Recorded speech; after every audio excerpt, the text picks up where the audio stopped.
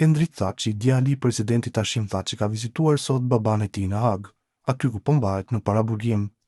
Endriti përmes një postimi në rrjetet sociale shprehet optimist se baba i tij bashkë me shokët do të dalë së shpejti nga objekti ku po mbahet në paraburgim. Optimist, duke numëruar ditët kur nga ky objekt do të dalë babi me shokët e tij, dielli do të lindë përsëri, ka shkruar Endrit Thaçi. Thaçi ndodhet në paraburgim që nga nëntori i vitit 2020.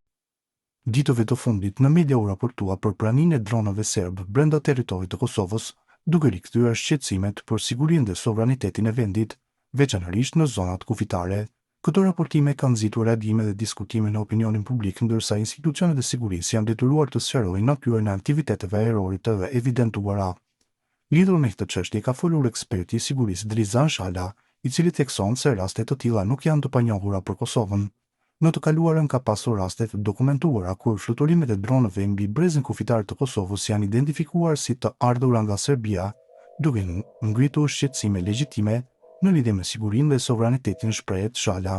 Megjithatë, sipas tij, për rastin konkret që po shqyrtohet aktualisht, informacionet zyrtare flasin për një aktivitet tjetër.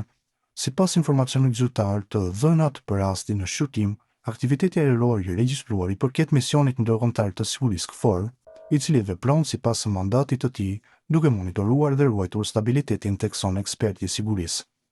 Shala vlerëson se pavarësisht origjinës së dronëve, këto situata krijojnë ndjenjë reale pasigurie tek qytetarët, sidomos në zonat me më të ndjeshme. Megjithatë, këto situata pavarësisht nga origjina e dronëve krijojnë ndjenjë reale pasigurie tek qytetarët, veçanërisht në zonat kufitare dhe komunat e ndjeshme ndaj sigurisë.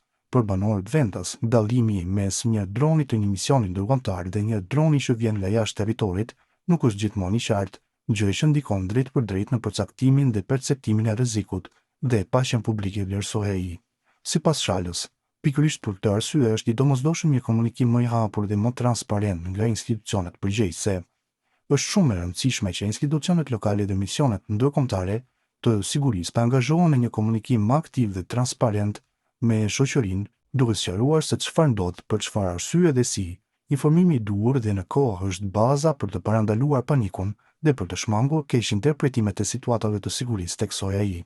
Në fund, eksperti i sigurisë nënvizon se kjo çështje nxjerr në pa nevojën që Kosova të vazhdojë forcimin e kapaciteteve të saj për monitorim dhe koordinim të vazhdueshëm me misionin ndërkombëtar të sigurisë, me qëllim garantimin e stabilitetit dhe i qetësisë së qytetarëve.